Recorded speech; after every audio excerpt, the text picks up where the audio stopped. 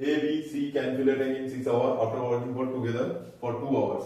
A, B, C একটা tank ভর্তি করে 6 ঘন্টা, 1 ঘন্টা করে 1 এর 6, তাহলে 2 ঘন্টা করবে 2 এর 6, মানে 1/3 কাজ এরা কমপ্লিট করে ফেলেছে। বাকি কাজ পড়ে আছে কত? 2/3। C কে অফ করে দেওয়া হয়েছে, A, B করছে এটা 7 ঘন্টায়, 2/3 মানে 2 ভাগ করছে 7 ঘন্টায়, 1 ভাগ করবে 3.5 ঘন্টায়, 3 ভাগ করবে 10.5 ঘন্টায়। তাহলে এখানে আমরা লিখতে পারি A plus B plus C করে 6 ঘন্টায় আর AB করে 10.5 ঘন্টায়। তাহলে এই দুটো এলসিএম বের করতে হবে। এলসিএম কি করে বের করবো?